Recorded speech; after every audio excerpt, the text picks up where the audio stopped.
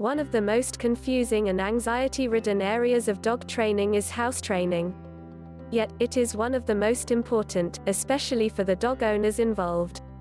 The best way to understand and find success with house training is to use the dog's own nature to help you.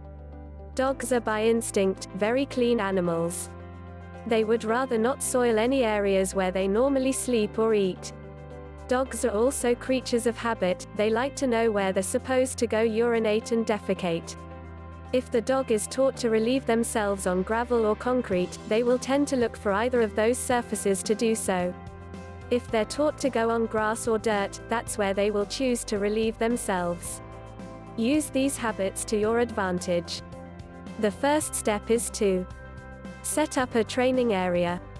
Make sure the area you choose is small and confined.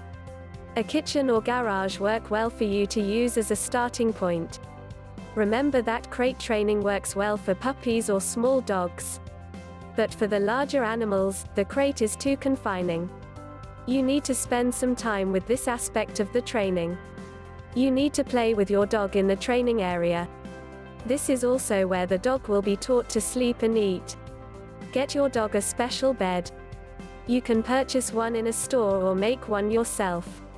Don't worry if your dog relieves himself in his training area at first. Once they figure out that this is where they sleep and eat, they'll stop. Once your dog realizes that the bed is for sleeping, you can begin to move it around the house. But only if you're there. When you're not, put the bed back in the training area. You need to determine where the toilet area is going to be located. Presumably, this will be outside the house.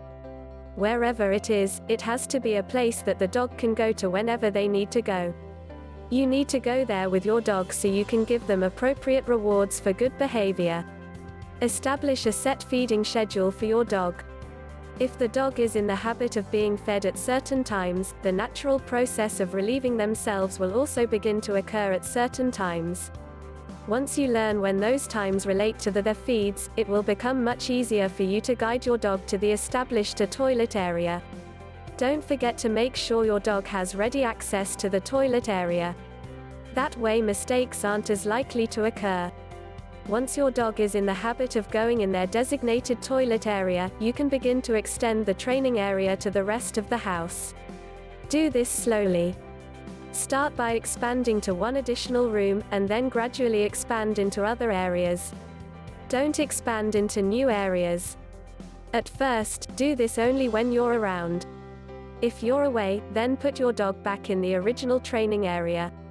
If you have to move this process along more quickly, you can do so. Remember to proceed with caution. It is better to go slowly than to have to try to retrain a dog later. If you're going to try to speed things up, you will have to be there in order to reward your dog. It is also important not to punish for mistakes. That will only confuse the dog and slow the process even further. Check out a free video series which will reveal a method to have your dog obey you every single time, by clicking the link in the description.